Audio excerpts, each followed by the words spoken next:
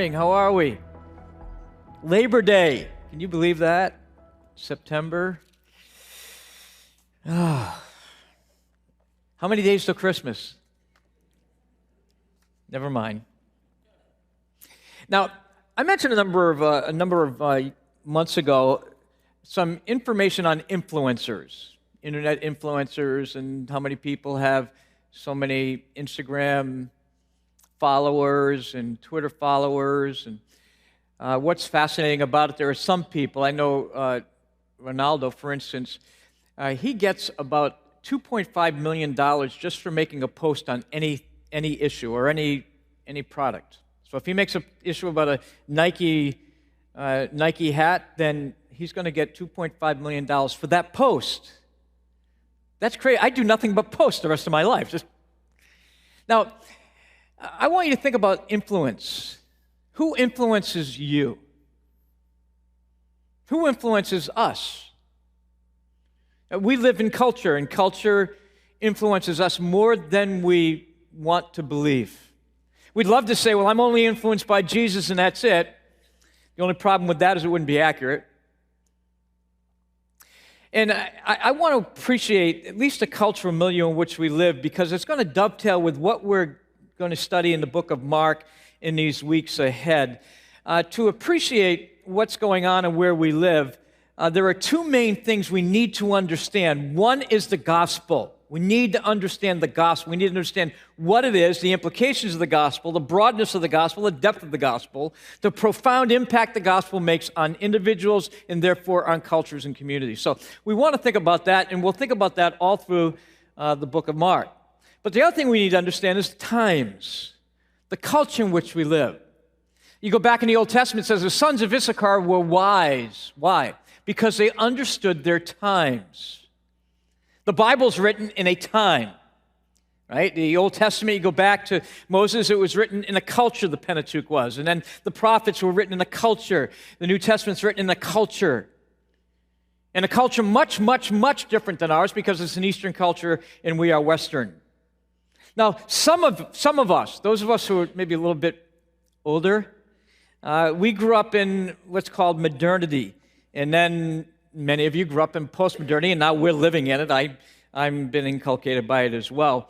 But for those of us over 40, for the most part, we grew up basically influenced by the Western Enlightenment movement. It's called modernity. And by the way, I want to tease that out a little bit, because for those of us who are older, we think the good old days when people seemed sane, right?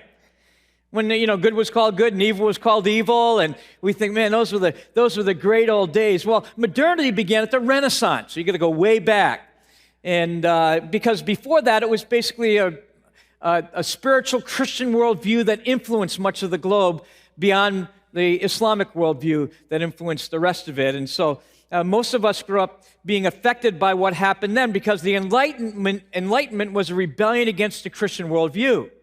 It was rebellion against the supernatural. It was rebellion against God himself. And in that movement, it said that something can only be true if it's verifiable. So thus, removing the scriptures and the miracles of the scriptures from amongst what they believed happened. Many rejected the reality there was a God who was knowable, and those who didn't put him into the category of being a myth. It was nonetheless an optimistic view of man, because it believed that man can handle anything. So you want to get to the issue of origins, you don't go to the Bible, we have Darwin. And so evolution becomes a big thing in our world. And you have personal issues and personal problems. You don't go to the scriptures and find out what God says. You go to a psychologist, and Freud, of course, was the one who made that popular. And then you have social, political issues, and Karl Marx would take care of that. And of course, all of those things seem good at first, but because of the noetic effects of sin, and Noah means mind, and so because of the effects of sin on people's minds and their ability to think clearly, what happened was that it just didn't work out. We have world wars where people are getting killed. We have epidemics, even to this day. We see the rise in crime, the rise in suicides, this world that I grew up in, this world of modernity, which is basically the Western world of modernity was no friend of biblical Christianity. Why? Because basically now God was in the hands of men, as opposed to men being in the hands of the living God. Now, having said that, there were some things I liked about modernity. For instance, there was right and wrong. That's simple. I like that, okay? Like, something can't be right and wrong at the same time if you live in modernity. That would seem foolish. There was truth and there was error, right? Now, what they said was true and what was wrong maybe not would be something I wouldn't disagree with or would agree with, but they did believe there was a thesis and the opposite of that was an antithesis, and so they couldn't be the same. And then that's kind of how the globe functioned for about 200 years in the Western world. And so I grew up in that, and again, most of you over 40 grew up in that, and that's how we thought, and that's how we functioned, and that's maybe why you're a little frustrated today, right? You're a little frustrated with how people define things and how people explain things.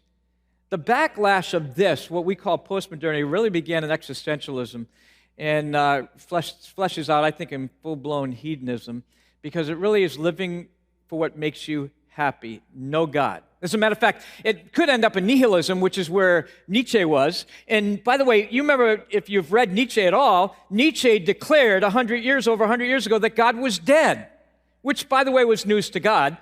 And by the way, he knows he's wrong now because he died. And so what happened? Eventually, this view of man got it down to the individual. I mentioned a couple weeks ago, individual truth. That there's no longer universal truth. There's no longer something's right or wrong. It's individual truth. And so instead of truth being out there, and we adapt our life to the truth. Truth is in here, and you adapt your life to my truth. And by the way, if you think it's different in the church, you're dead wrong. It should be, but it isn't. This was really fleshed out, this worldview was fleshed out in Joseph Heller's classic Catch-22. How many of you read Catch-22? Okay, it's just a classic. I'm not going to get into the whole thing, but you remember that they're in Italy and they're fighting. They're flying missions, and so it's like, when can I go home from flying these missions? And the thing was, well, you can go home when you get this many missions that you fly. And so the only problem is once you flew 10 missions, if that was the number, they raised it to 11. And once you got to 11, they raised it to 12. And once you get to 12, they raised it to 13. And so obviously there's no way out. And that was, by the way, Heller's comment. There's no way out of the weirdness of this world in which we live. Except Catch-22. Catch-22 was, if you were insane, you didn't have to fly anymore. The problem was, the only way that you could declare to be insane was not by someone else doing it, but you yourself declaring you're insane. And if you're sane enough to declare you're insane, then you're not insane. And so you couldn't get out. That's Catch-22. And by the way, they end up making a raft and try to make it to Sweden at the end of the book, which shows the ridiculousness of it. And Heller's comment is, we're in this world that makes no sense at all. People are doing things that are nonsense, and there's no way out except ridiculousness. So you might as well eat, drink, and be merry, because tomorrow, what? You die. And so what happened is people are no longer looking for truth or for the right views. They were looking for what makes them happy, which in many cases leads to a lot of weirdness, all right? Even when it gets down to religion. As a matter of fact, Don Carson, in his fascinating read, The Gagging of God, said this: individualism and personal choice in religion have largely displaced loyalty to denominational structures into inherited doctrinal bastions. And what he's saying is that people are no longer looking for a body of truth they're going to submit to. I'm not talking about you, just the culture in which we live. The body of truth in which we are going to ascribe to. So now what we do is we find truths out there that fit us. And so we might pick and choose, become synchronistic, right? Because we pick a little bit from this and a little bit from that tradition, and that's where we end up. And it makes for a mess. It makes for a religious mess. It makes for a doctrinal mess. It makes for people who just hold views that are contradictory, and it doesn't even seem to bother them. And so postmodern people think whatever, again, is true for you is true, and whatever is true for them is true, and both can be equally true. Now, if you grow up in modernity, that drives you nuts. Something can't be true for you and true for someone else if they contradict each other, right? Well, not necessarily in our culture. Because truth is based on utility. So in other words, if this makes me happy, if this fulfills me, then it's true for me. And if it doesn't fulfill you, that's okay. It's not true for you. So if you being a Christian makes you happy, that's fine. Just don't superimpose it on me. And if you not being a Christian makes you happy, that's true for you. So we all have our own individual truth, again, which is maddening. And the biggest thing you have to do in this cultural milieu is you have to be tolerant. Tolerant, right?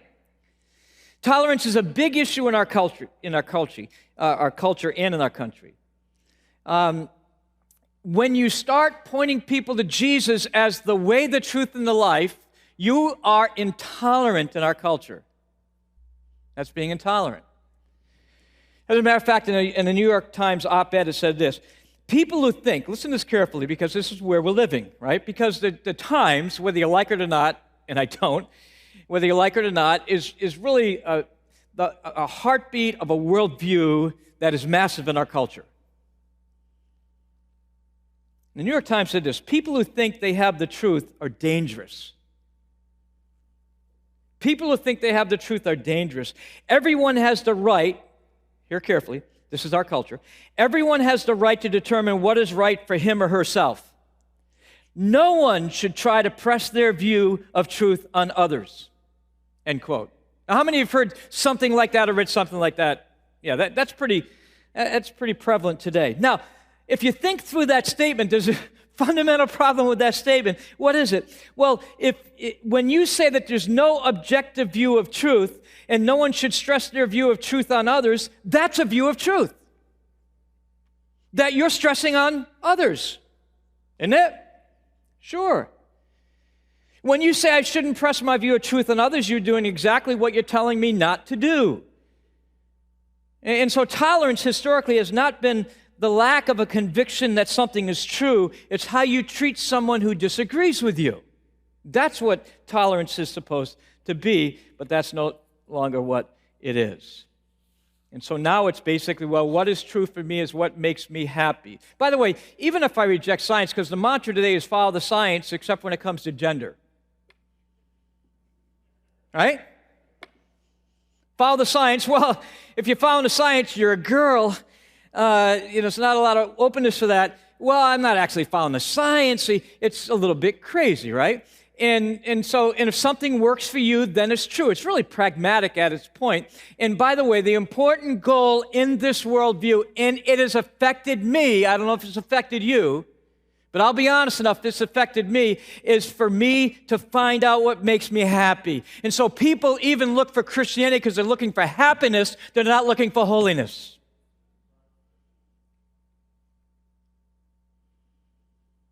The more universal truth claims to be, that you claim to be committed to in our culture, the more you're going to be ridiculed as being too narrow. And here we are, the Church of Jesus Christ in the 21st century. Isn't it a great place to live? Now, for most in our culture, they believe, again, for you to be a Christian is fine. It's good for you as long as it makes you happy. And if you disagree with someone in this culture milieu, solidarity trumps truth. Or even in the church, it affects us, and love unifies, doctrine divides, and that horrific statement, experience takes precedence over doctrine. And as I think about it, I think, how has the Church of Jesus Christ responded? Have we stood in the marketplace of the world and say, okay, we understand where you're coming from, but this is what God says? I understand how the world views truth, but Jesus is the truth, and here's why. Here's who he is. Here's how he lived. Now, I, for one, think these are great days in which to live. Not just because I'm alive in them, but I do think it's great days in which to live. Because what we have is we have a threat that is new, and we have an opportunity that is rich.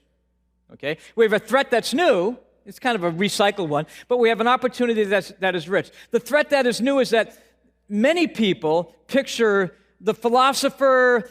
Here's how a lot of people view the Christian camp or the non-Christian campus right now. You're going to go on campus, and they're going to sit down, and they're going to give you these philosophers, and they're going to be anti-God and anti-truth, and that's how it works. And so many of you remember seeing a movie on that, and you stand up and you fight the prof and stuff like that. You know what? That's not how it works in the college campus anymore. Sorry. As a matter of fact, what happens when a young Christian goes off to the local state university full of zeal and knowledge of a few fundamental truths that they have in their hip pocket, they will not find lecturers who will devote much time to overturning their truths. That's not how it works. They'll find many lecturers convincing her that the meaning of her religion or his religion is merely communal, and therefore it is subjective, and that's okay if that subjectivism works for them. No religion can make any truth claims that are universal at all. And so they're told that, maybe in a little condescending way, that that's kind of simple view of life, and if you want to hold to it, that's fine. But if you're really smart and erudite like us, you'll kind of reject that and find out what makes you happy and live that way. So it's different. When I was in modernity, you go to the college campus, and they're going to argue against the truth claims of Christianity. That's not what they're going to do anymore. And so a lot of times what we're doing, even in preparing our kids, we're preparing our kids almost with an apologetic that won't work on the campus because that's not where they're coming from. We need to prepare them differently. We need to prepare them with maybe proactive gospel truth to understand who Jesus is and how to live. And so we have an opportunity that's rich. The pluralistic truth of the pluralistic view of postmodernity isn't all bad, because remember, modernity said there's no God and there's no ultimate truth, or no truth that we agree with about God. Now, this culture says we're open to listen to anything, and that's good, right? Because at least there's an openness to talk, and there's an openness to talk about our faith. And so that's what we're going to do in this book. And the reason I bring all this up is this. The culture in which we live, which is syncretistic, polytheistic, in other words, many gods, not God's capital G, but many things that people live for, is very similar to Rome. That's what Rome was. By the way, how'd the gospel do in Rome? Did all right, right? A couple centuries in, everyone becomes believers, so that's pretty good. And so what we find in the book of Mark in particular, because we'll see this morning that the book of Mark was written to Roman Gentiles, to people who really didn't have a religious background, really didn't have an ultimate truth claim in their minds, who were basically looking for that which maybe floated their boat, and the gospel invades that culture and transforms it. And I say that because we look at the culture and say, it's going down so fast, there's nothing that can transform the culture. Well, you know what? The gospel did not transform modernity at all. But we do have history to say that the gospel can transform syncretistic, pluralistic cultures, because it has all over the globe, all over the world, for centuries. And the key is understanding the gospel, understanding Jesus, understanding who he is and what he's all about. And that's the theme of this book. So turn in your outline to the first point as we're going to study the Gospel of Mark. We're going to ask a number of questions this morning, the first of which, what's the theme of the Gospel of Mark? That's easy. Read the first verse. What does it say? Here's the theme, the beginning of the gospel of Jesus Christ, the Son of God. There it is, just right up front. As a matter of fact, Mark is writing in such a way that I want to get to the life of Jesus as fast as I can. Like you get to Luke and you have all this stuff and the birth narratives and stuff and the genealogies, the same thing in Matthew and John. You have this long prologue about eternity past and all those things that happen. Mark, let's get at it. I want to talk about Jesus. I love it. Now, again, he doesn't go the other ways because these people are pagan in their mindset, and it's not going to make a whole lot of difference unmasking or peeling back the onion of the Old Testament to them. Mark's gospel is an ideal introduction to the Christian faith on mission fields all over the world. As a matter of fact, you probably don't know this, but most missionaries on mission fields will translate the Gospel of Mark first before any other gospel. Why? Because usually when you're on a mission field, say you're in Africa, they don't know the Old Testament, they don't know Isaiah, from Malachi, right? They don't know any of that stuff.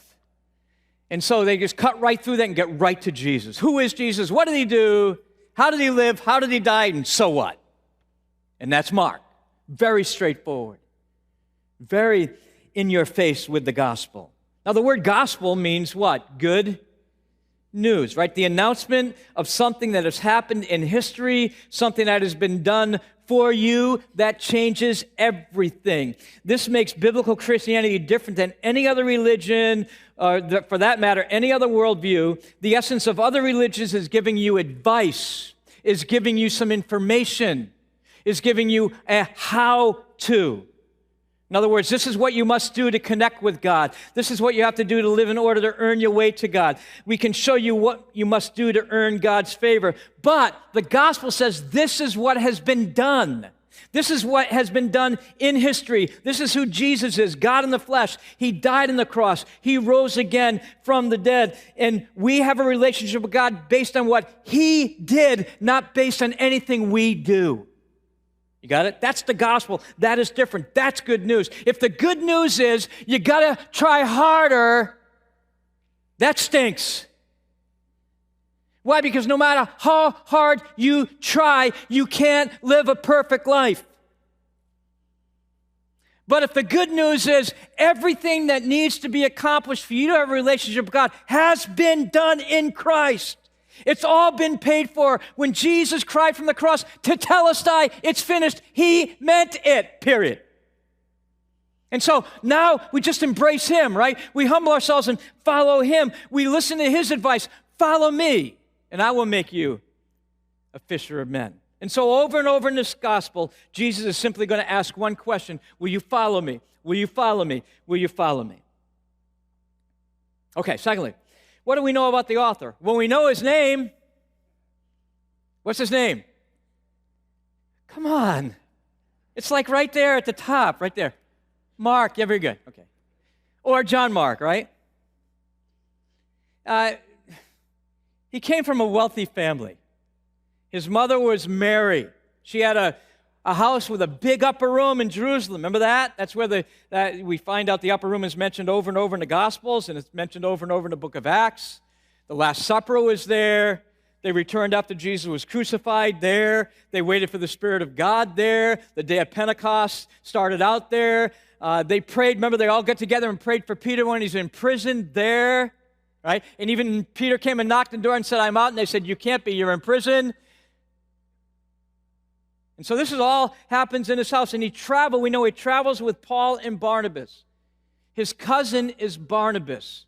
We know about Barnabas. He's a Levite from Cyprus. And we find out in the book of Acts that on a missionary journey that Paul and Barnabas take along an understudy, and his name is John Mark. And they ask him to come along.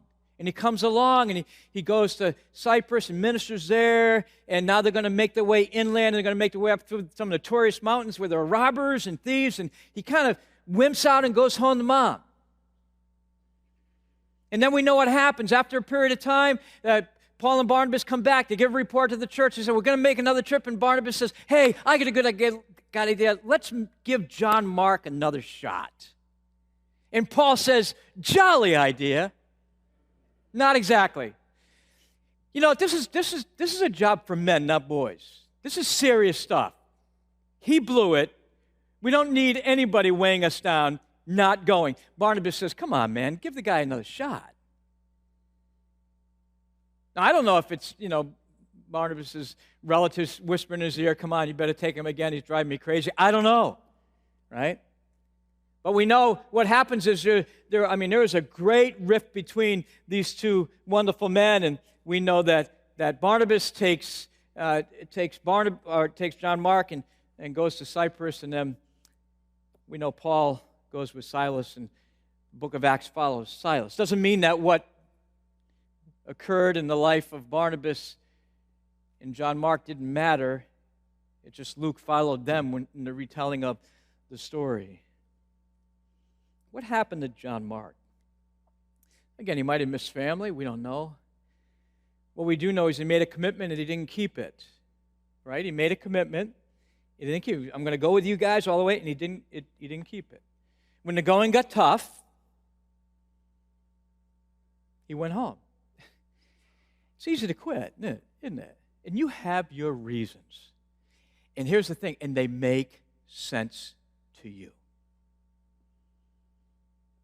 They make sense to you.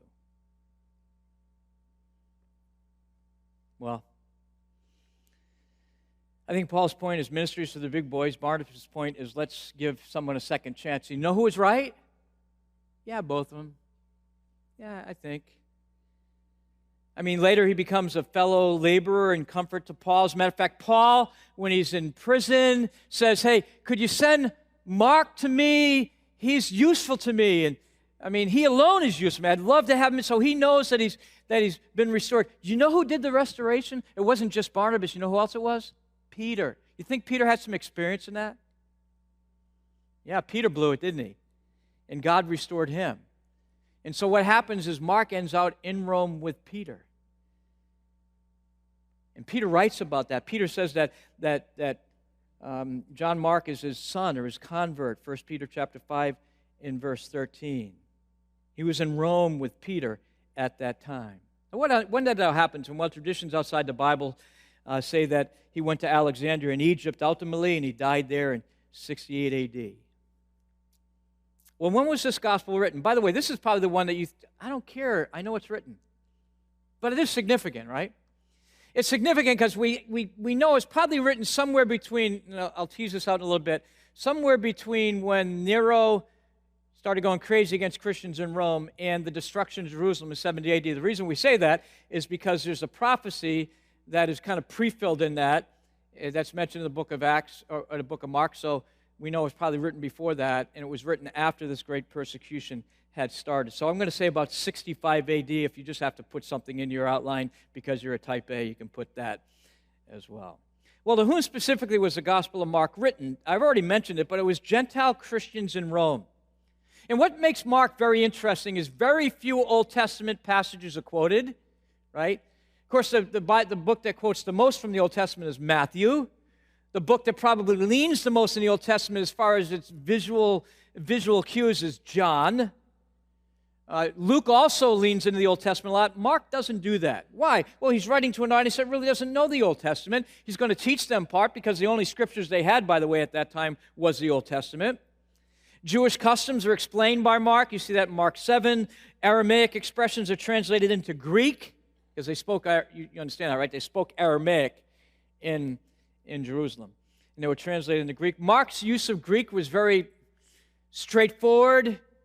Probably it seems to be written by someone whose first language wasn't Greek, and that would be true of Mark.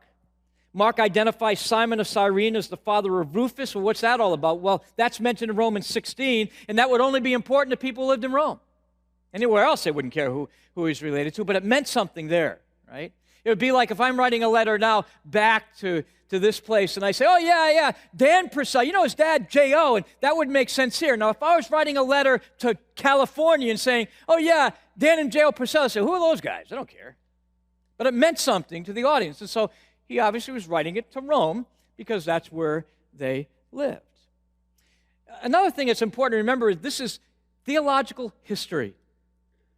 Theological history. Some people say, is it history or is it theology? Yes.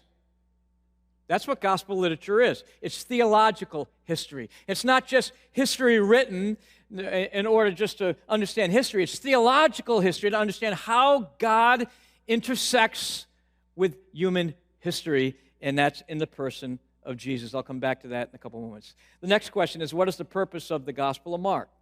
Well, I think the purpose is very clear, that anyone who reads this gospel would trust in Jesus. That's it.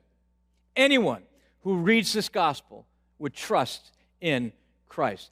Presenting Jesus, look at verse 1, as Jesus Christ, Jesus the Messiah, that's what Christ means, right? Jesus the Messiah, who is the Son of God. So what we're going to see in this book is a big emphasis on what's called, write this one down, it's going to be a big word, but it theologically means a lot, hypostatic.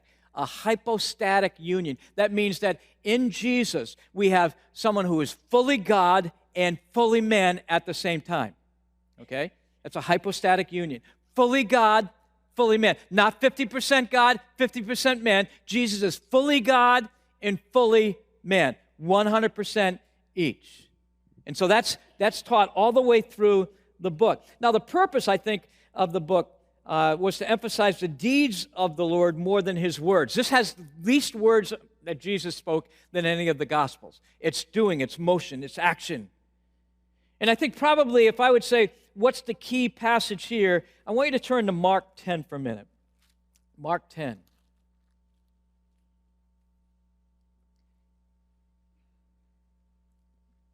And if you're in Mark 10, we're going to go down to verse 42. Jesus called them to him and said, "You know that those who are considered rulers over the Gentiles lord it over them, and their great ones exercise authority over them, but it won't be among you. But whoever would be great among you must be your," what? "Servant. And whoever would be first among you must be slave of all." So, oh, no way am I going to be a slave to everybody. No way am I going to be a servant to anybody. I mean, who in the world has the right to do that? Well, read on. Well, even the Son of Man came not to be served, but to what? To serve. And to lay down his life, a ransom for many. The gospel is so vital. And I think the presentation of Jesus is the essence of the gospel, because Jesus is the embodiment of the gospel. He's the good news himself, right? Now think about it. Jesus, the one, and we're going to see in Mark, absolute authority over all. Absolute authority over nations, absolute authority over nature, absolute authority over disease, over truth, over people, absolute authority over everything because he created everything. 100% absolute authority. By the way, does that sound like someone you invite into your life as your advisor? See, sometimes the gospel and Jesus himself is pictured as a poor guy standing outside your life with his hands out saying, "Please, please accept me, please accept me," as opposed to the biblical gospel. And the gospel presented by Mark, the person of Jesus presented in Mark is, listen, I am the author of life. I am the author of death. I am the control of everything. You need to leave yourself, repent, and follow me. Not standing with his hat in his hand, hoping that you cast a vote for him so that he'll feel better about himself. But you need to turn from what's leading you to damnation and come to him and follow him. That's the gospel. Listen, that's the Jesus of Mark. That's not the contemporary Jesus of pulpits. That's the Jesus of the gospel. You're going to find yourselves, as I have, reading through this book for a long time now, extremely uncomfortable with Jesus. Extremely uncomfortable. Because he's going to say things to you and demand things of you. You're going to say, "Whoa, whoa, whoa, whoa. I was never taught that." Well, but that's what Jesus said.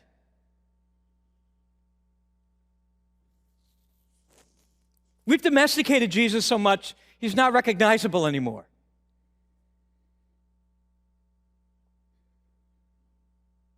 And what I love about the gospel is it shows us that God is involved in the very depth of human trouble and shame. That the Son of God was treated ingloriously on the cross so that we might never be treated that way for all of eternity. The gospel furnishes a new basis of our relationship with God and our relationship with each other. Our relationship with God is based on unmerited, watch this, unmerited favor, and thus we extend that to everyone no matter what, don't we? Don't we? No, forget it, don't lie. Should we? Yes.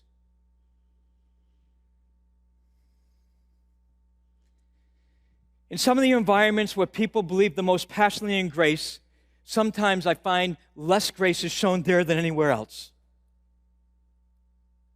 And that's sad. And so we're going to look at Jesus. I'm so excited about this book. Just getting a fresh look at the divine Son of God. See, when Jesus came, they were looking for him, and then they didn't recognize him. How about that? They're looking for him, and they don't recognize him. He is so different than what they expected. And I'm going to take a guess that some of you are going to find some things about Jesus way different than what you expected. Way different than maybe what you thought. Okay, we got to move on. I'll come back to some of those themes later on. What are some of the characteristics of the Gospel of Mark? There's a lot of them, okay? I wrote down 18 of them. Then I'm not going to give you 18, okay? Because, it's Labor Day, and we're exhausted, and you want to get out in time, and I get it, okay? So here's some characteristics of the Gospel of Mark. It's an early gospel, probably the first gospel written. Most theologians believe that Matthew and Luke had Mark's gospel and worked from it, okay? Probably the second or third earliest New Testament book, probably James and 1 Thessalonians are written before this. And so it's written a long time ago. It might be alluded to by Luke in Luke 1 where it says, yeah, we have some reports. Other people wrote down the reports. Eyewitnesses wrote them down, and so we have them. And so he's probably talking about Mark. So it's an early gospel. All but 31 verses in the Gospel of Mark are found in the other Gospels. Okay? So it seems like they were working from that document. Whenever there's something that's found in all three of the synoptic Gospels are Matthew, Mark, and Luke. And then John's not synoptic. It means those are similar. Okay? And then John's just like 70% unique. We've said before, like you have ABC, NBC, CBS, and Fox. Okay? It's just like one's really unique, and the other three are pretty similar in the Gospels. It's a concise gospel. It is short. Luke is the longest. You probably knew that. Luke is the longest gospel. It's 1,151 verses in Luke. There's over 1,000 verses in Matthew. There's almost 900 verses in John, and there's only a little over 650 verses in Mark. So it's short. You can probably read the Gospel of Mark out loud in about an hour and a half. You read it silently, probably a lot quicker. So it's a concise gospel. It just gets right to the point. That leads to the third one. It's a fast-paced gospel. 47 times you will read this word, if you read an ESV, immediately. Immediately. And by the way, it uses that word, Mark used that word more than all of the rest of the New Testament combined by two times. Okay? So he uses it over and over. And you'll also read this, and. Immediately listen to, and then. It's this movement, fast-moving, fast-paced gospel. The present tense is used frequently. Doesn't use the past. Just the present, and he does this, and he does this, and he does this, and he does this, because he viewed that Jesus was still alive and he's still at work. It's a pastoral gospel. See, the Christians in Rome were under intense persecution at this time. This is really, really important to understand. And let me give you a short lesson, a short history lesson on this. For the most part, Christians were only persecuted by the Jews who were following them around trying to undo what they did in most places. The only other place maybe that was a little bit different was in Ephesus when they cut into the Temple of Artemis issue, and they wanted to get rid of them. But for the most part, the people who were really dogging them all the time were the Jewish people who were trying to get them to stop because they believed they were teaching other religion. And you go back to Acts 9, where the Apostle Paul was one of the first ones to do that, okay? For the most part, they didn't get a lot of universal persecution until the middle of the 60s in Rome. And here's what happened. Nero, most people believe Nero lit Rome on fire, and he did it for a number of reasons, and there's some sociological reasons he did I'm not going to get into. But what happened is it backfired, and people started to believe that he had lit the fire, and he didn't want to take responsibility for lighting the fire, so what he did was he blamed it on Christians in Rome, this new sect in Rome. And he blamed it on them, and so people started arresting Christians in Rome, and they not only arrested them, they turned them over to Nero. And what Nero did to make a point, and again, Christians didn't start it, but to make a point so everyone else would hate the Christians and blame it on them, was he started doing horrible things to them. What he would do is put skins on them, animal skins, and throw them over the lions so the lions would eat them. He would put pitch and tar in their bodies, and he would use them as lanterns at his lawn parties. Christians, lighting them on fire. This guy is a sick dude, Nero. It's so bad that 1 Peter is written about that. Peter is in Rome, and he's writing. If you've read 1 Peter's a whole document, a letter written all about suffering. How do you suffer well in this culture? Because you're suffering simply because you're a follower of Christ. That's the only reason you're suffering here. As a matter of fact, Peter goes so far, and if you suffer for the cause of Christ, happy are you. And so he's writing here to encourage them in the midst of their suffering, that what they were going through is harsh and hard. But remember, Jesus suffered too. Jesus hung out with the wild beast in the temptation. He's the only one that mentions that. Don't even know what that means. But they were being thrown to the wild beast, so that was an encouragement to them. Christians were misrepresented as atheists and haters of humankind, and Jesus was falsely accused of being in league with the devil. Christians were framed by trumped-up charges, while so was Jesus. He was framed with trumped-up charges. They used false witnesses against the Christians to throw them in prison and throw them in the catacombs, and that's exactly what they had done to Jesus. As a matter of fact, Mark mentions that Jesus said, "Don't be surprised when persecution comes." And so Paul or Mark is pastorally writing to them and saying, listen, suffering is not meaningless. It's not meaningless. God has a purpose in this. The great purpose of the gospel was to lift up Christ, and the great purpose of our suffering is to lift up Christ in the dark world. Okay, let me a couple more. It's an evangelistic gospel. That makes sense. It's the gospel, right? It's evangelistic. It starts out the gospel of Jesus Christ. It ends out and says, preach the gospel to everybody. So it's an evangelistic gospel. It's also a transparent gospel. It doesn't hide the foibles of the followers of Jesus. Right? And Peter, who ministered to him and was close to him, he hangs out everything that Peter did. So it's a transparent gospel, as we'll see. Now, I'll give you a simple outline there, and it's just what Jesus did, how he ministered, where he went. And again, it's a very quick gospel. Let me make some statements in conclusion. A number of them. Number one. And by the way, let me say this before I forget. Read the Gospel of Mark. It'd be great if you read it at least once through between now and next week. That might take you, if you took 15 minutes a day and read the Gospel of Mark and then picked up where you left off, you'd be able to do it in a week, okay? So read the Gospel of Mark. Just read it. Don't get 94 commentaries out. Just read the Bible, okay? Read the Gospel of Mark and learn about Jesus. And then we're going to take it apart chapter by chapter by chapter by chapter as we go through it. Okay, now let me say some closing remarks. Disciples must keep a constant spiritual vigil in dark days. See, the good news is that the church made it through persecution. Isn't that good news? Or we wouldn't be here. And people say, oh, the persecution's coming. Maybe it's already here. You know what? We'll make it. Right? It'll be meaningful someday.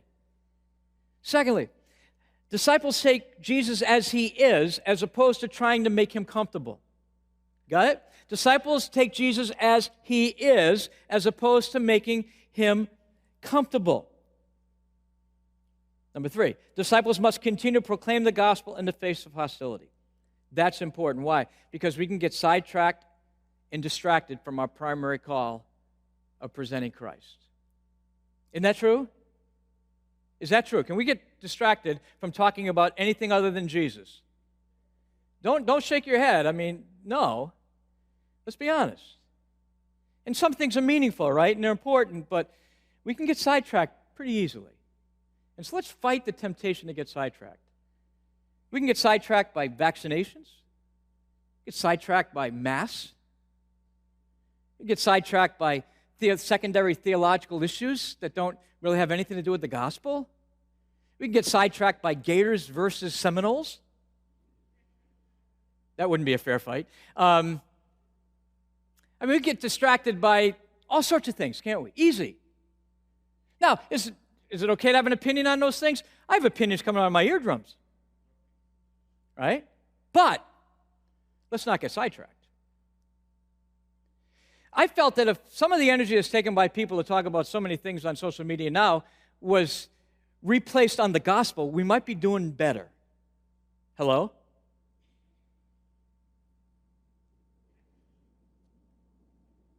Fourth, disciples' hope continues to be the return of Jesus. That's still our hope, isn't it?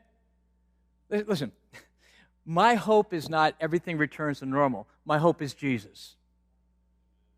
You got it?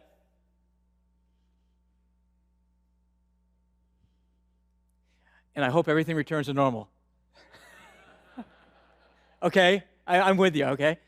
But that's not my hope. My hope is Christ.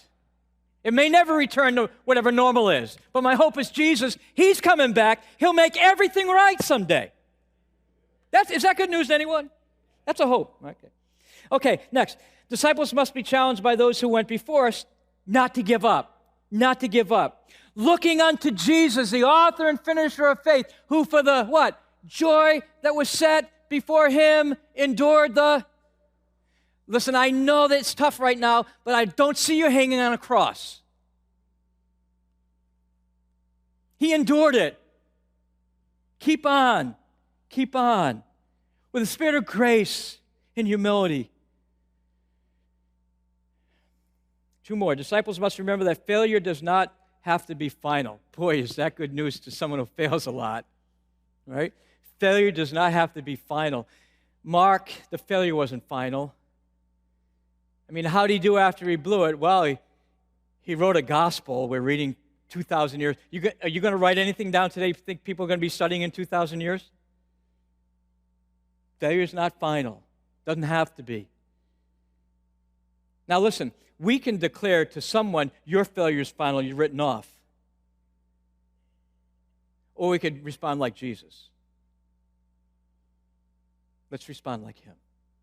And then lastly, disciples need to commit to keep Jesus the center. Right? Make Jesus the center. That Jesus is the most important one. That Jesus is the one who needs to be lifted up, and He will draw people to Himself. That Jesus is the great example that we all must abide by, because the Son of Man did not come to be ministered unto, but He came to minister and to lay down His life. And may we be willing to do the same